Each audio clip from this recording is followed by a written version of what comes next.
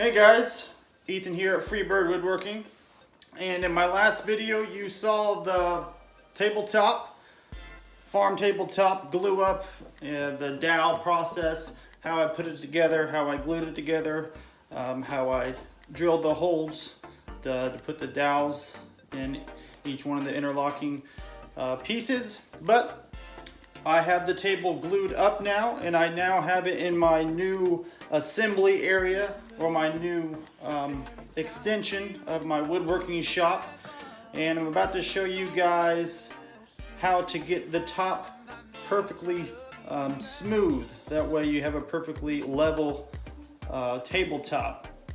So whenever I glued them together with the dowels, although in a perfect world they would line up perfectly straight and you would have a perfectly flush tabletop.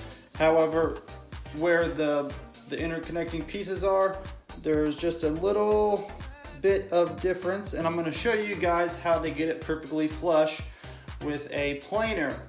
Now I have a Skil brand electric planer that I'm going to use. You can also use a hand planer and set it to the depth that you want, but I'm going to use my electric Skil Planer. It'll save me some time, and it'll reduce any human error, because I want to get this table done pretty quickly. But I'm going to show you guys how I do that and how I set up my planer. That way you don't gouge your wood or mess up your tabletop. But I'm going to show you guys how I get it set up with this model of planer that I have, which I'm sure will translate to the other planers as well. I've used the DeWalt version, and I've used a couple other different versions, and they all have very, very similar ways on how you adjust the blade. But, so guys, here is my Skil planer. As you can see, it comes with this little dust shroud on it, or dust collecting system. And right here on the front, you will see it has this little dial where you set the level to where you want to plane it at. But right here, it goes from 0 to 1/64, and it has these little lockouts.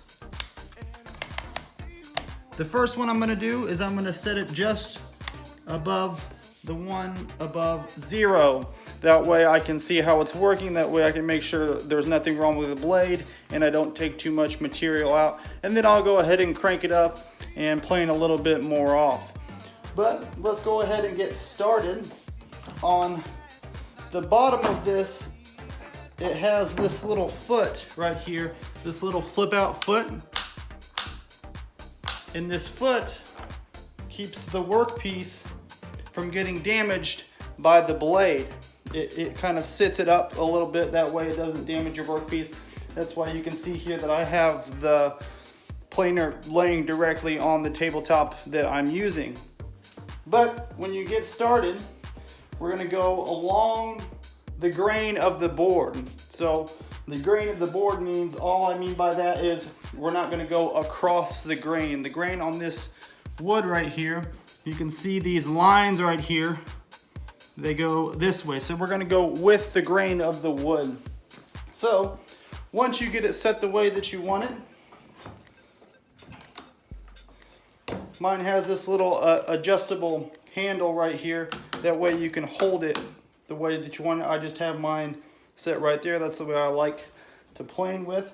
But as you go to start planing, you want to make sure that your piece is firmly clamped down and isn't just sitting there. That way when you go to plane and you go to push, it doesn't slide your piece right on off the table. But I've got it clamped down on this side first. I'm going to do this portion of the table first, and I'm going to move the clamps over to this side, and I'm going to finish the rest of the table. So once you're getting ready to get started, you want to make sure that the planer is perfectly flush with the edge of the board. And you want the blade not to be touching it. You don't want the blade up on the table and start like that. You want the blade completely off the table. And then you're going to press the trigger, and as you press the trigger, you're going to watch me as I guide. I'm going to put a little pressure on the front of the planer, and then as I get towards the end, as I'm planing towards the end, I'm going to put a little pressure on the back of the planer. It's very important that you do that. That way it gives you a nice, clean line. Well, let's go ahead and get started, guys. Safety first. Always wear your eye pro. So my planer isn't that loud. I'm not going to use ear protection for this, but I do recommend saving your ears and wearing ear protection as well. But mine's not too loud, so I'm going to go without it for now. But let's get started, guys.